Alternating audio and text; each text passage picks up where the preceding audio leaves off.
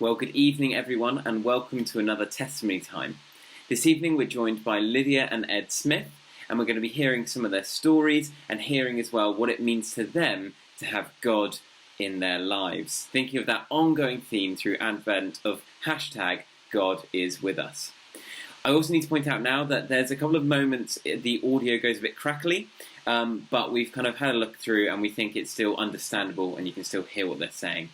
So we are still going to run that as normal, but we hope it's not too distracting for you this evening, but it's not for the whole time either, so don't worry about that. But I'm just going to pray to start, and I'm going to hand straight over to them. So let's just pray. Father God, we thank you that we can meet once again and hear stories of people's lives and how you have been with them throughout. We just pray that you will be with each of us, you'll give us ears to hear, and we'll really get that message of hope in you from their stories this evening. Thank you, Lord. Amen.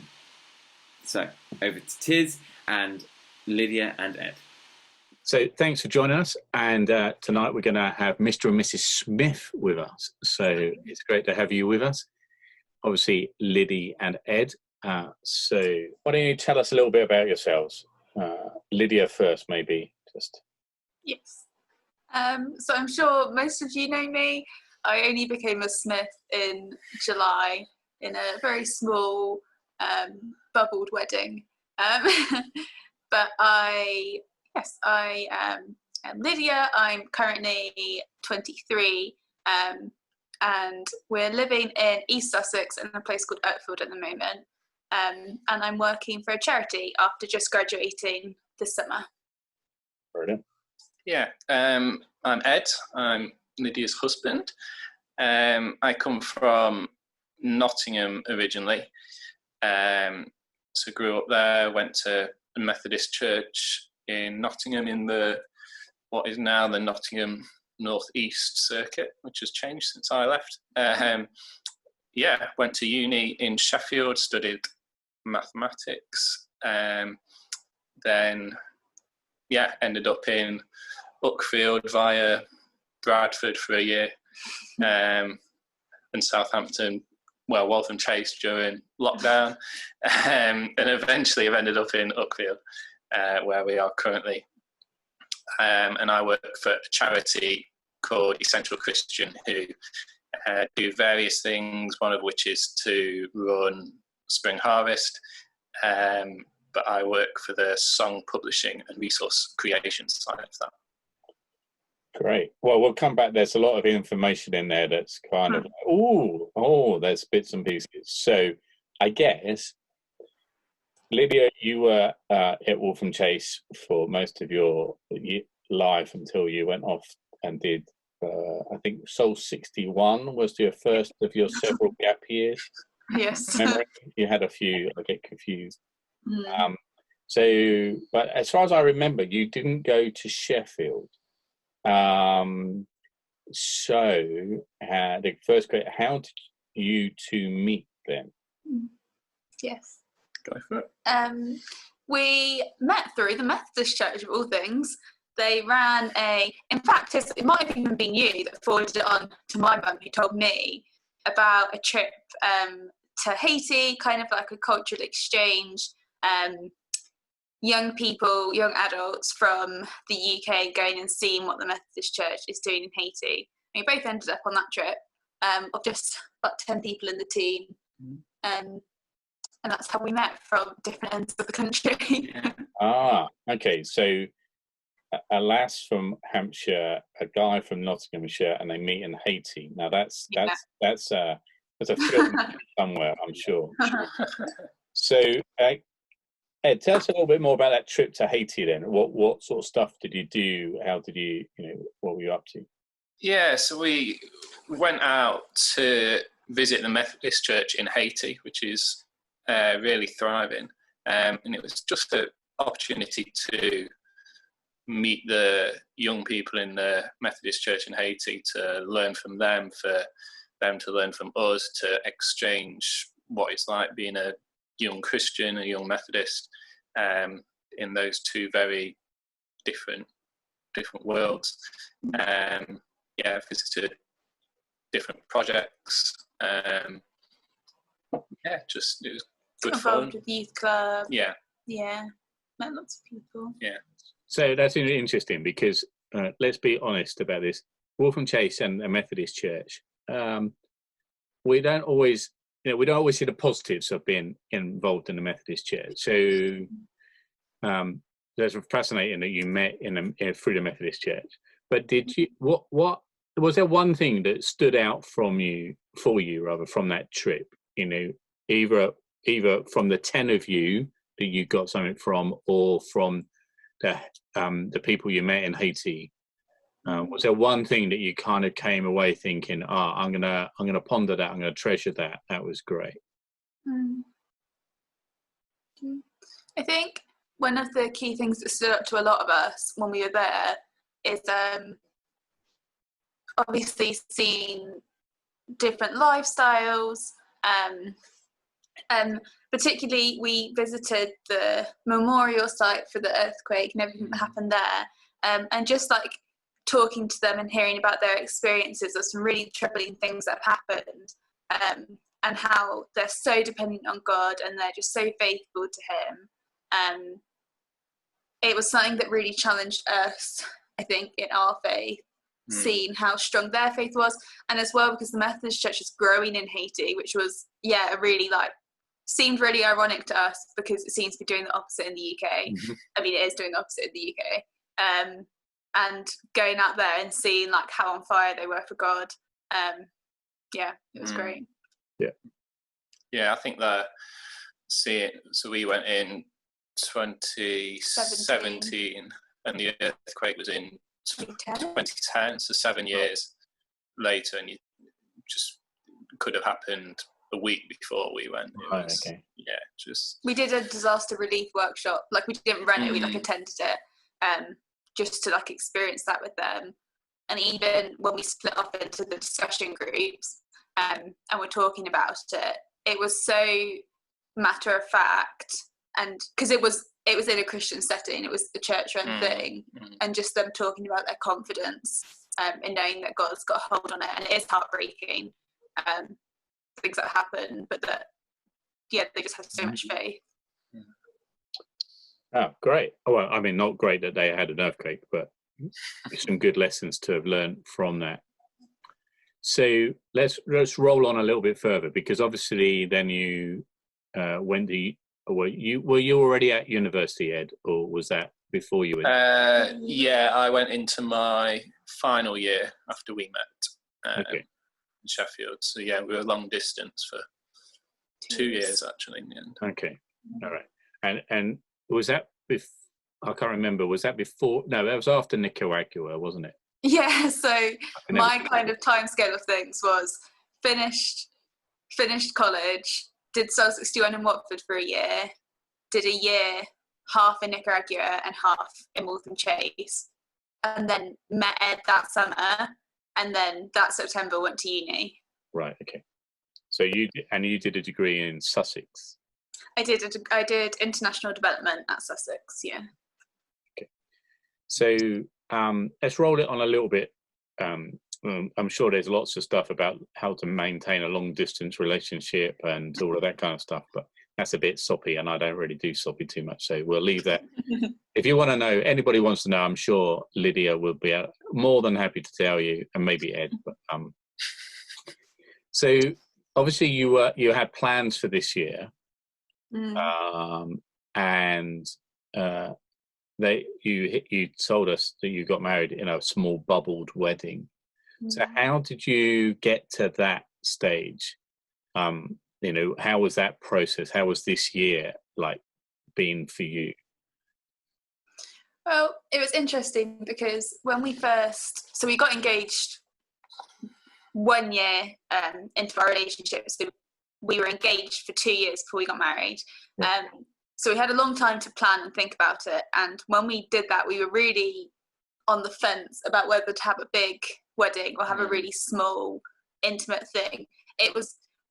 We saw loads of positives in having a bigger thing, which is why that's what we ultimately had decided to do.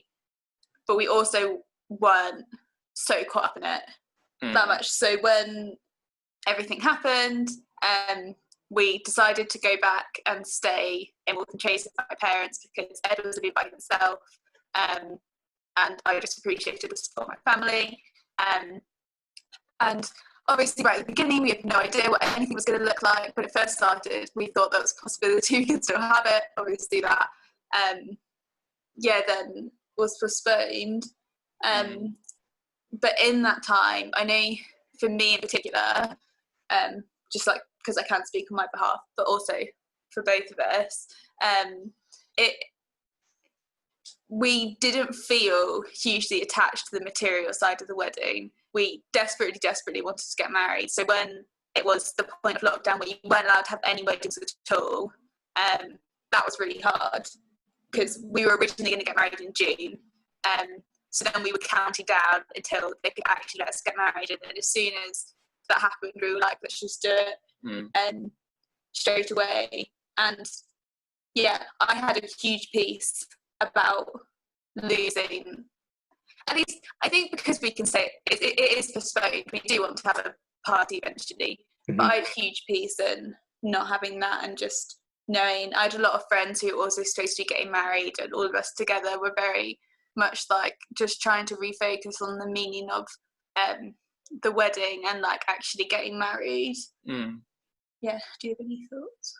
Yeah, I'm quite naturally pessimistic anyway, so I think I made my peace with that it might not happen how we wanted it to fairly early on, just because prepare for the worst and see what happens. But for me, the big thing was my family, or my immediate family, being able to be there, which they were on the day, so that was great. Until we couldn't find the registry book, but you helped us out with that. So that was quite a morning. So that was probably the most stressed I got about the wedding during the whole thing, was that hour or so. But it was, it was a very eventful hunting for a book morning. I didn't know I was going to do that either when I woke up that morning. Well, we got there in the end. We did. You got there very much in the end. So, and now, obviously, you Lydia. Oh no, hold on. So, did you both then start new jobs this year, or were you already working for Essential Christian before 20? I can't remember when you. Yeah, I started in the summer of 2019. Okay. Yeah. So you've gone a little bit before lockdown and then through lockdown. Yeah. So there's an office based in Uckfield. So it must be coming up. In fact, I've not worked it out, but it must be coming up to me now having worked from home longer than I worked in the office. It must be about the same now, I would imagine. So okay. Yeah, I was in the office for a little while and then working from home since. So. Yeah, and you were very much involved in the online delivery of things like Spring Harvest and all of that stuff as well, weren't you? Yeah, that was quite a week time. Of uploading several videos a day, just sitting at his laptop pressing upload. Yeah. So and as somebody who tapped into a lot of that stuff, so thank you for that. That was really good. All right. Good stuff. So, but Lydia, you then graduated in the summer. So you obviously, your end of university was a bit different than you were anticipating. Yeah. And then you managed to get a job, and then started that job. So talk us through some of that stuff, if you don't mind. Yeah. So I the last thing I had, so I didn't have any exams this year. The last deadline I had was in June, which was my dissertation, which I'd been working on throughout the term. So when we decided to come back to Waltham Chase, I had 2 long assignments. So I had an assignment for a module and then my big dissertation. So I worked on that solidly throughout lockdown, which was quite good for me because my life wasn't hugely different because I was doing pretty much what I would have been doing anyway. Finished my dissertation in June, and then 2 weeks after started my job because I managed to interview and get it while also studying, which was just a huge, I don't even know, like, just blessing. Yeah, God was so good to us. Yeah, our expectations couldn't have, like, our expectations were exceeded. Yeah. Because I wasn't sure what I wanted to do. I went through uni thinking about various different things that I might want to do, but generally, particularly because of the climate and everything that was happening, it was kind of a case of I'm just going to look for any job that I can get for some security, particularly in like the charity sector in the UK was the sort of thing I was looking for. And nothing was really coming up yet, but also I wasn't that worried about it when I was looking because it was still quite early. And then a friend told me about a charity called Kids Matter, which I hadn't heard of before, who partner with local churches to run community parenting programs, particularly for families that are really struggling and maybe more disadvantaged communities, to help them increase in confidence and competence and be able to find communities so that their children can then grow up in strong family settings. And for me, after having just written my dissertation on things to do with orphanhood and attachment and all of this kind of stuff about when children don't have strong families, my friend told me about this charity that was working to put children in strong families, just spoke directly to what I felt God's put on my heart for years about working with vulnerable children. And it's an administrator role, which is also something that's really where my skill set is based. So she told me about this job. The deadline had passed and they were looking for someone who was based in London, but I just applied anyway, got the interview, and got an interview. They cancelled the interview because they said they were reassessing the role, and I was like, this is either really good news because it was originally a part-time role, or they're going to get rid of it. And then they got back to me and they were like, we're going to make it full-time and it can be home-based, which is the two things that I wanted. So literally it was just like the perfect ideal thing that I wanted. And the team are amazing. I love it there. I've met a few of them once in the least lockdown stage when I was able to go into the office and meet a few people. But besides that, I've been working remotely with lots of video calls. But they're a great organisation. Great. So on a practical level then, what's it been like in this early stage of your marriage, working from home, both of you probably sharing, I don't know, whether you got desks or a kitchen table or okay. And sharing broadband, and if you're both on Zoom at the same time. So I mean, there must have been moments when that's been interesting, shall we say? How have you found all of that, or am I just imagining stuff that hasn't happened? No, not at all. No, it's been interesting. It's not. We often give different answers to this. What either of us choose, I don't think. But it's been fine actually. Yeah, we both say that home working, like now having done it, we realise that it's not. We now realise how hard it is generally, just in not being able to have community in an office or a group setting, and being able to have those moments of just chatting. Although in ways we're really glad we are doing it together, because then there is someone else there. But yeah, Zoom calls have been interesting. Our meetings normally don't coincide, so one of us can be on and the other one just stays quiet. But then the few times that it's not, one of us goes and sits on the bed. So there's sometimes a bit of pitching to. Yeah, we'll have to figure out whose is more important to stay at the desk for.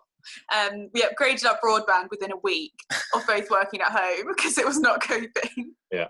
And the other thing is I've altered my working day slightly, so I start early and finish mid-afternoon. So I've got a couple of hours in the morning where I'm on my own, and then a couple of hours in the evening where I'm on my own, or I go for a run or something. So that helps because you get that little bit of quiet and alone time, which has been key for me at least. Oh, that's really. I mean, I'm sure that home working works for some people. It doesn't work for everybody. I I struggled a lot when I changed my role and I didn't have an office to go to. So, and I ended up building one really. So, yeah, which is I was able to do. That's really cool. So I think that's kind of brought us up to get up to where you are now in your lives. So what we're going to do is we're going to pause and we're going to come back and spend a bit more time with Lydia and Ed in a bit. We're just going to listen to a track from Martin Smith now.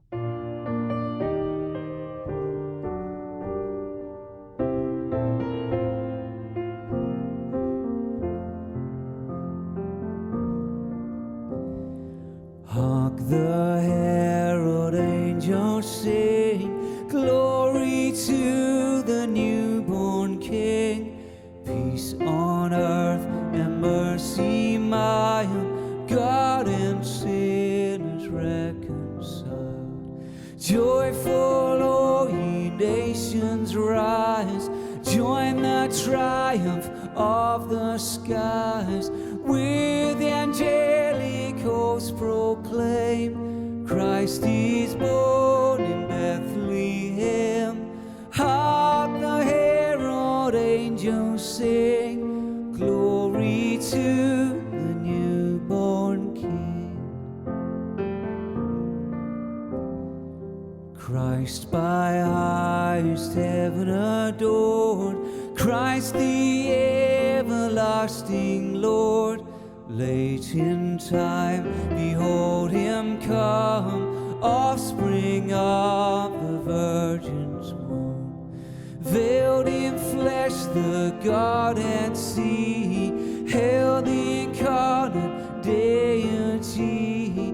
Pleased as man with man to dwell, Jesus our Emmanuel. Hark the herald angels sing, glory to the newborn King. Hail the heaven-born Prince of Peace, hail the Son of Righteousness.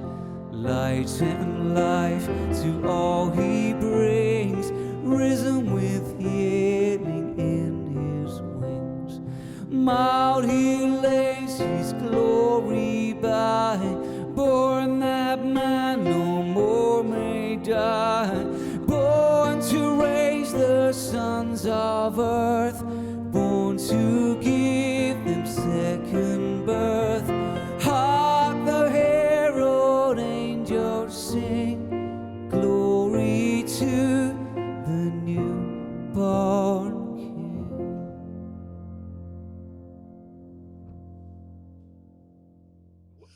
Welcome back.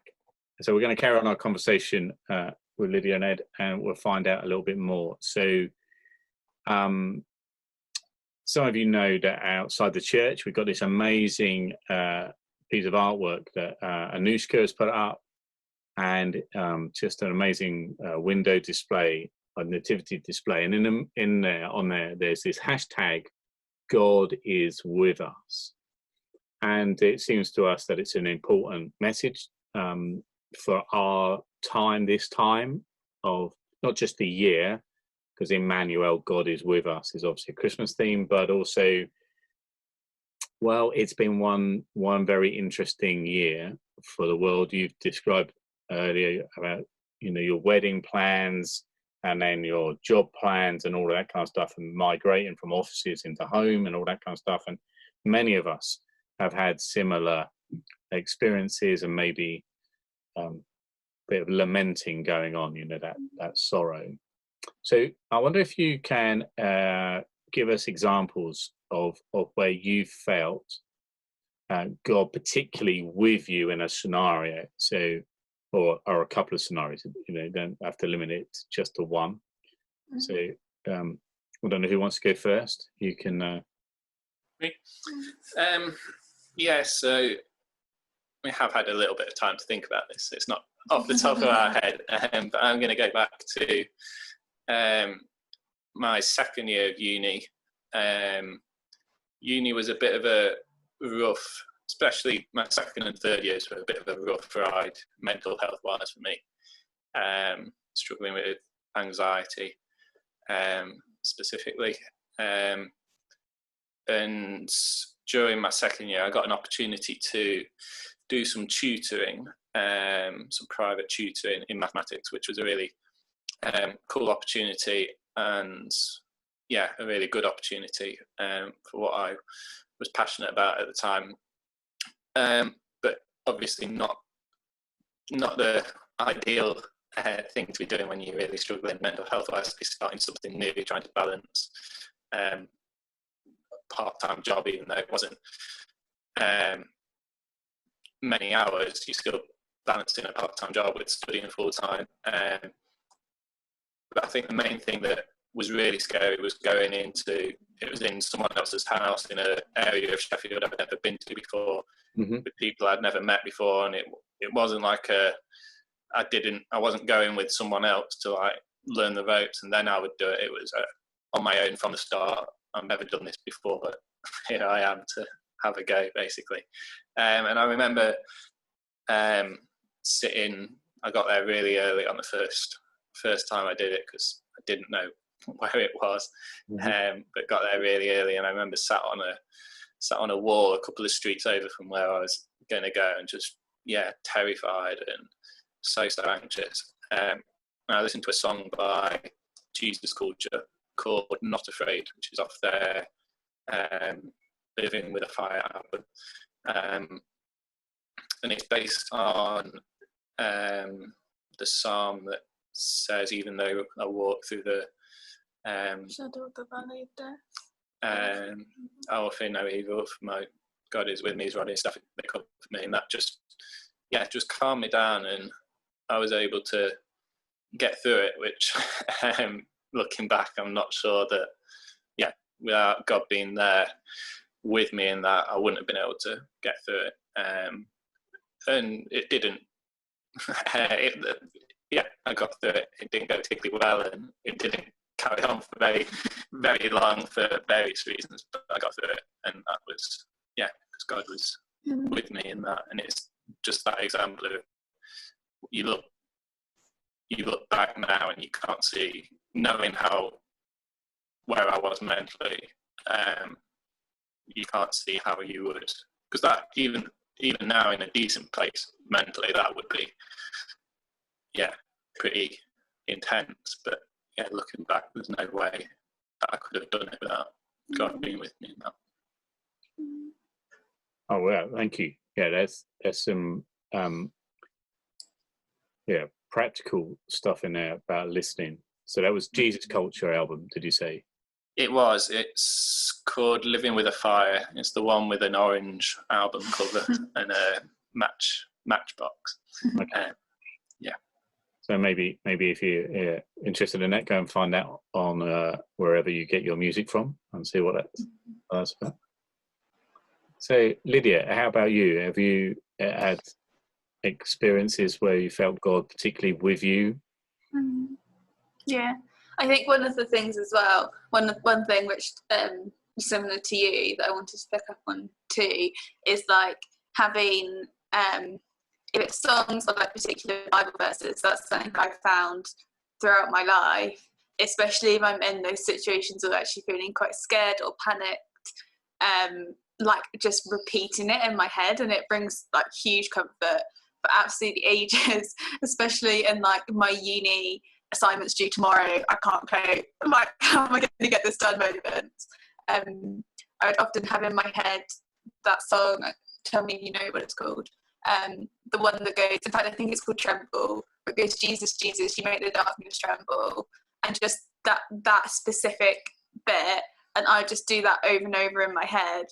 I was like, Jesus, Jesus, you make the mountains tremble, you silence fear. So like any fear that I had, I was just like, just repeating for God to like banish it, which I found, really, really soothing. But yeah, I was thinking about specific times. There's a lot of like quite dramatic times that I very much needed God's help in various countries and situations. And Yeah, I was just trying to pinpoint one, and I kept coming back to actually quite like mundane moments, or moments, particularly again with mental health, and just like being in my house by myself, just going to bed and just having worries or fears, or even just feeling really distant from God, actually, and it not really seeming like there's anything problematic in life, but just feeling really distant, and just lying in bed trying to go to sleep and not being able to sleep. And then often putting worship music on always really, really helps me feel close to God. And then just like starting to feel really connected and crying and getting really emotional, which is for me something that really makes me feel like close with God, which reminded me of the first time I would probably say I think I ever felt the Holy Spirit was when we went on the Worship Central tour. I think it was years and years and years ago. Can't remember how old I was. Younger than 16, younger than 15 probably, for me. And I've never really felt connect. It was a different kind of maturity, I suppose, in feeling connected to God. And I remember singing, because before, singing worship songs was kind of, that was it. It was nice, and I liked hearing the words, but I didn't necessarily feel that same thing in my heart. And singing these songs, and I just started crying, and I was like, why am I crying? I don't understand. Like, what is this? I'm not upset. Like, this is a completely different feeling that I've never felt before.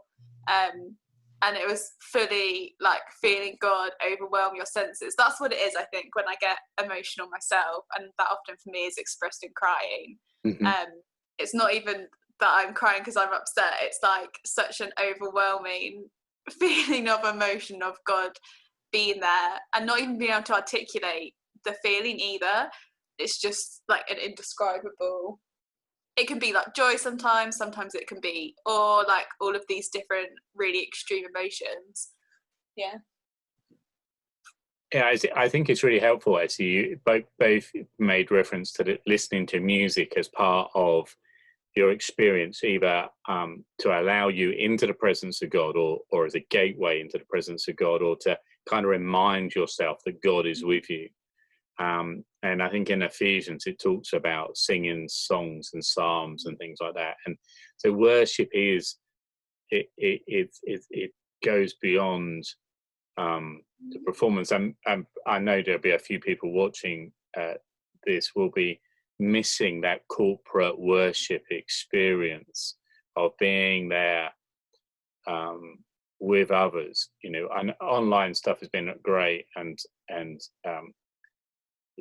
we've been very blessed with that, but there is something about that gathered that can be really helpful, just to help us. So yeah, it's interesting that you said that there are loads of stories, and you know, you've been on quite a few travels, and I know you were quite ill when you were away in Nicaragua in particular, but you know, and all sorts of stuff. But you picked on the mundane, in your words, moments, and actually that sometimes is when we feel God in the everyday.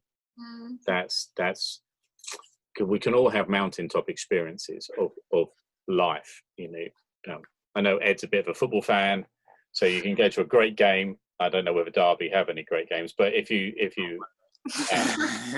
but you can go there and you can get carried away in the moment, whereas actually when you realize God is with you in the ordinary, that can be more sustaining in some ways. I think as well, like the silencing of our everyday things in our head, which I think is another thing that worship or music generally is really good for.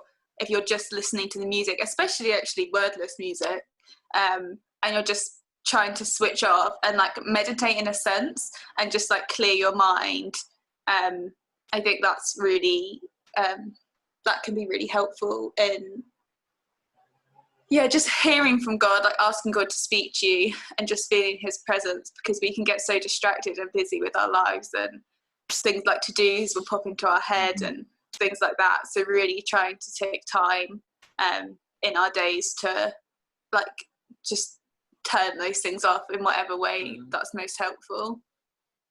Yeah, I think also that just because you don't, so that the example I gave, I don't know whether in that moment I would have said I could feel that God was with me, but now I can look back and know that he was. So it doesn't, you don't have to have that overwhelm of emotions for him to be there. Exactly. You don't need to know he's with you in the moment. Like, there's been plenty of times I've been thinking of other things, or been too anxious to know that he's with me, or too anxious to sense that presence. But now I can look back and know that he was, because otherwise I wouldn't have.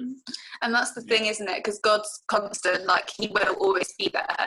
His being and presence doesn't depend on us, and because we're always changing, he's never changing.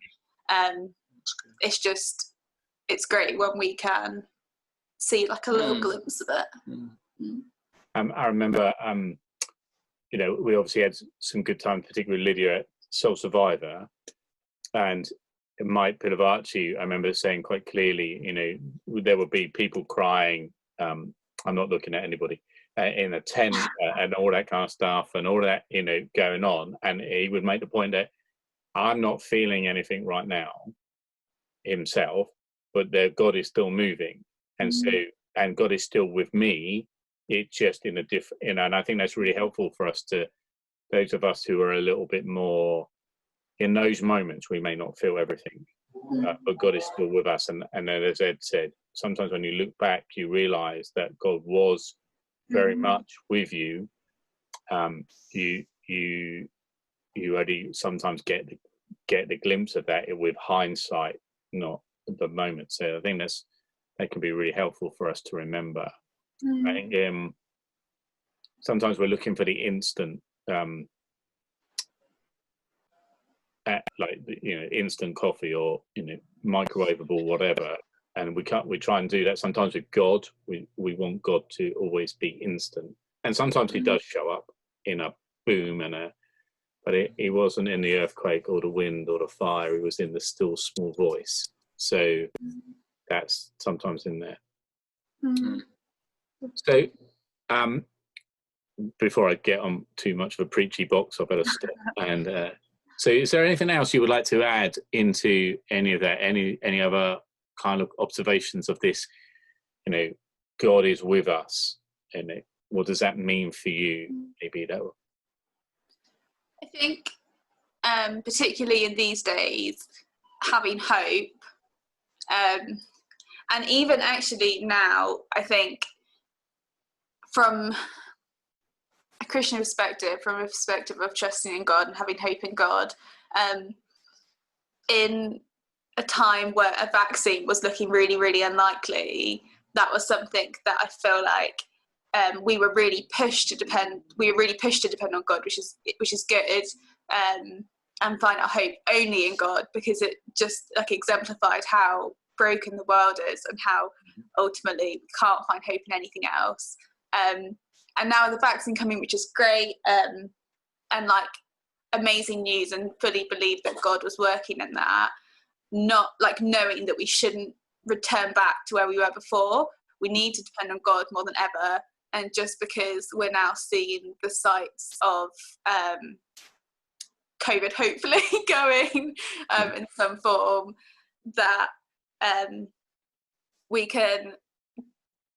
should be fully depending on God and having hope in God. I don't know if that was too off tangent, actually. No, that was great. No, I think there's a lot of wisdom in there. I think one of the questions I often have been thinking about myself is, so what difference does it make to be a Christian in this pandemic? Like, all my mates, all my friends, all that, we're all going through this pandemic, Christian, non-Christian, Muslim, Hindu, whatever, we're all in this together. This is global. We're probably the first truly global thing I've experienced in that sense. And so what difference does it mean? So to be a Christian in that, so by you pointing out hope, actually, I think that is, God is with us because hope is with us. And knowing as well that until like kingdom comes down, like and actually at all, like as humans, we're never going to be able to fix the world or make the world perfect or anything like that. So when these really scary things come, like COVID, it's like, and we feel so out of control, like we need to fix it, like feeling like it's a human problem, like we're not gonna be able to fix everything, like humans can't do it. So having hope, like knowing that we don't have to actually worry about the end of the world, although we obviously do in our humanness, but that we can actually have hope in God in this time, that he's with us throughout all of it, throughout all of the pandemic, throughout all of the process afterwards, and whatever comes next in all of our lives, like God will always be there and he will always be dependable, even if the world isn't. Wow, that was great. I think